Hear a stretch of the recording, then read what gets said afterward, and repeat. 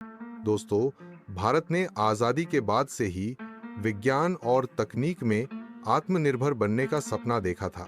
Doctor Homi Jahangir Bhabha, जिन्हें भारत के परमाणु कार्यक्रम का जनक कहा जाता है, ने परमाणु अनुसंधान की नींव रखी। उनकी सोच थी, अगर भारत को सुरक्षित और मजबूत बनना है तो हमें अपनी परमाणु क्षमता खुद विकसित करनी होगी। 1962 के भारत चीन युद्ध और 1971 के भारत पाक युद्ध ने यह एहसास और गहरा कर दिया। चीन ने 1964 में अपना पहला परमाणु परीक्षण कर लिया था। ऐसे में प्रधानमंत्री इंदिरा गांधी को यह स्पष्ट दिखा कि भारत भी पीछे नहीं रह सकता है।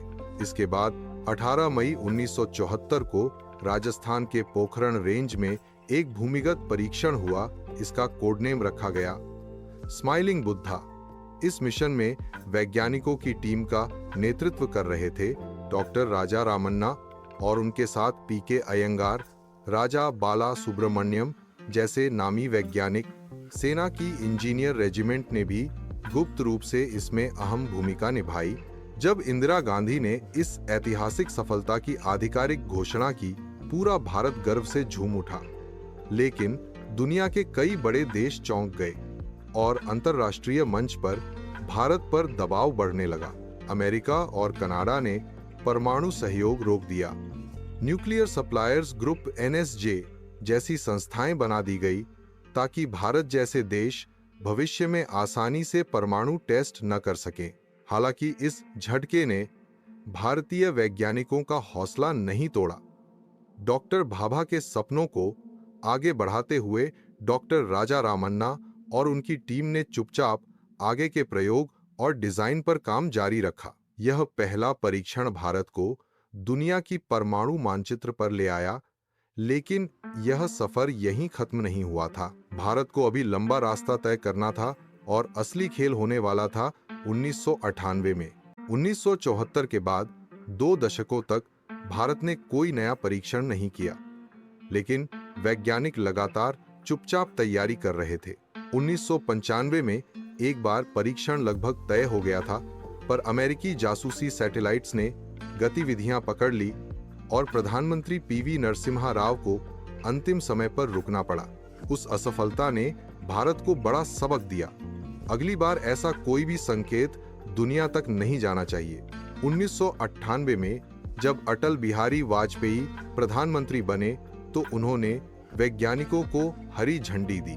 डॉक्टर R चिदम्बरम परमाणु वैज्ञानिक और doctor APJ Abdul Kalam DRDO प्रमुख को मिशन का नेतृत्व सौंपा गया। सेना की 58वीं इंजीनियर रेजिमेंट ने खुदाई और परीक्षण स्थल की तैयारी संभाली।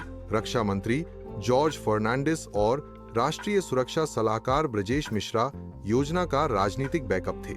रणनीति बेहद गुप्त थी। वैज्ञानिक रात के अंधेरे में पोखरण पहुंचते, साधारण मजदूरों के कपड़े पहनते और स्थानीय कैंप में रहते। दिन में काम रोक दिया जाता ताकि अमेरिकी सैटेलाइट्स कुछ न पकड़ सके। मशीनों और गड्ढों को जाल और रेत से ढक दिया जाता। बड़े उपकरणों को कभी पानी की पाइपलाइन तो कभी सेना के सामान्य अभ्यास का बहाना बनाकर पहुंचाया गया। यहां तक कि काम का टाइम टेबल अमेरिकी सैटेलाइट्स की कक्षा देखकर बनाया गया। जब उपग्रह ऊपर से गुजरता, सब गतिविधियां रुक जाती।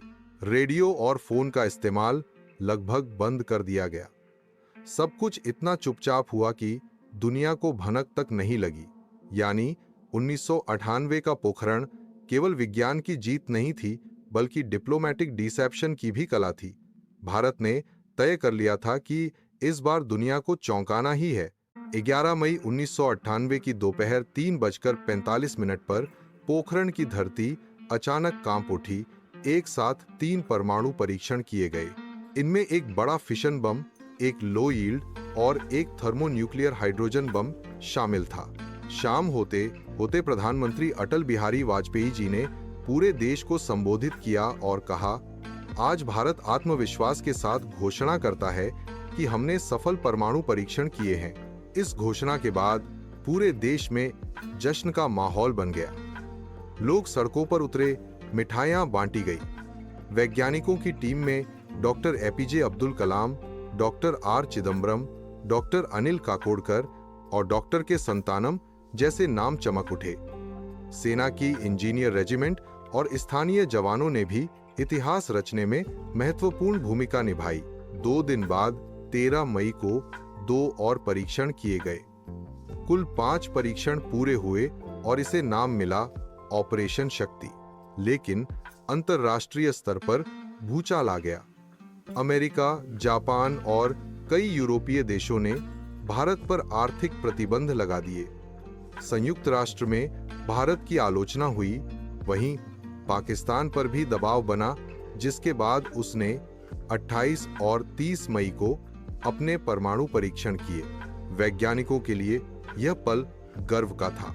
डॉक्टर अब्दुल कलाम को इस उपलब्धि ने मिसाइल मैन से आगे बढ़ाकर पीपुल्स प्रेसिडेंट बनने की राह पर ला खड़ा किया। प्रधानमंत्री वाजपेयी जी के साहसिक फैसले ने उन्हें इतिहास के पन्नों में अमर कर दिया। पोखरण 2 परीक्षण के बाद भारत ने अपनी परमाणु नीति साफ कर दी। सरकार ने कहा, भारत परमाणु शक्ति है, लेकिन हम जिम्मेदारी से इसका इस्तेमाल करेंगे। प्रधानमंत्री अटल बिहारी वाजपेयी जी ने नो फर्स्ट यूज पॉलिसी की घोषणा की, यानी भारत कभी पहले परमाणु हमला नहीं करेगा, सिर्फ जवाब देगा। साथ ही भारत ने क्रेडिबल मिनिमम डिटरेंस यानी न्यूनतम लेकिन विश्वसनीय परमाणु क्षमता पर जोर दिया। 1999 में कारगिल युद्ध के दौरान यह नीति और भी अहम साबित हुई। दोनों देशों के पास परमाणु हथियार थे, लेकिन युद्ध सीमित दायरे में ही रहा। परमाणु ताकत ने सीधे सीधे बड़ा युद्ध रोक दिया। शुरुआत में तो अमेरिका और अन्य देशों ने भारत पर आर्थिक प्रतिबंध लगाए, लेकिन समय के साथ रुख बदला। 2005 में Bharat America civil nuclear deal हुई, जिसने भारत को वैश्विक ऊर्जा सहयोग का हिस्सा बना दिया। अब भारत को जिम्मेदार परमाणु शक्ति के रूप में स्वीकार कर लिया गया। इस पूरी कहानी से सबसे बड़ी सीख यही है कि अगर देश का नेतृत्व मजबूत हो और वैज्ञानिक समर्पित हो, तो दुनिया की सबसे बड़ी ताकतों को भी चकमा दिया जा सकता है। 1974 से 1998 तक का सफर सिर्फ तकनीक की जीत नहीं थी, बल्कि आत्मविश्वास, गोपनीयता और राष्ट्रहित को सर्वोपरि मानने का मिसाल था। पोखरण की रेत से उठी वो गूंज आज भी याद दिलाती है कि असली ताकत आत्मनिर्भरता और साहस में है। जय हिंद, जय भारत।